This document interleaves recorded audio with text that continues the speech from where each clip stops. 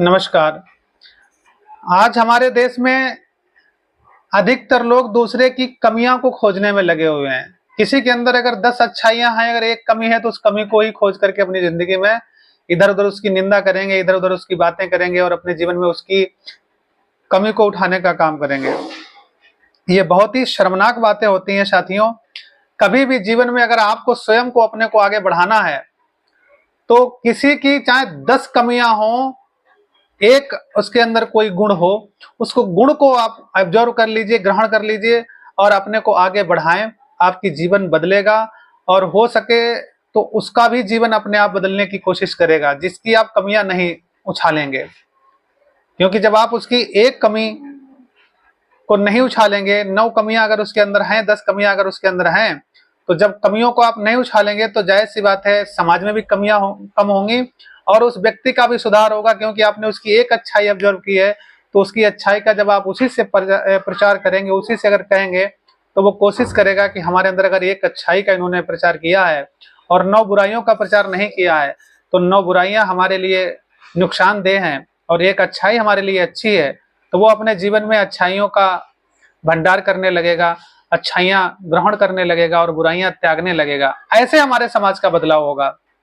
ना कि किसी के अंदर 10 प्रकार के गुण हैं, एक प्रकार का अवगुण है तो उसके अवगुण को उछालने में लगे हैं, वीडियो बनाने में लगे हैं, वीडियो वायरल करने में लगे हैं। ये क्या मानसिकता है? इस मानसिकता को बदलना पड़ेगा और जब तक इस मानसिकता को समाज नहीं बदलेगा, तब तक देश के लिए ठीक नहीं वो काम कर रहा है। आप देश के लिए कोई महान काम करें या ना करें, ये मायने नहीं रखता है, लेकिन आप किसी की महानता को, किसी के गुणों पर अपना दुष्प्रभाव ना डालें, ये बहुत बड़ी आपकी मानवता रहेगी।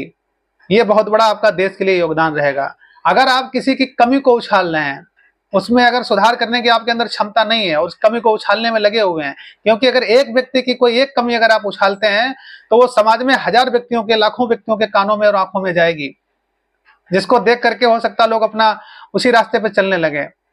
तो निवेदन हमारा है कि आप अच्छाइयों को फूल जैसा, अगरबत्ती के धुआं जैसा फैलाएं समाज में और बुराई को अपने अंदर दबाएं और उसको बुराई का प्रचार ना करें, उसको एहसास ये कराएं कि हमने आपकी बुराई को ना ऑब्जर्व करके अच्छाई को ऑब्जर्व किया है और अच्छाई को ऑब्जर्व करने के बाद उसके आप कहें, तो वो खुद ब खुद एक बार ये कहेगा कि हाँ, आज मेरी बुराइयों का ना परिचय दिया, अच्छाई का परिचय दिया, तो हम अपने अंदर अच्छाइयां लाएं और अच्छाइयों का समाज में प्रदर्शन करें। ऐसे समाज बदलेगा, ऐसा देश बदलेगा।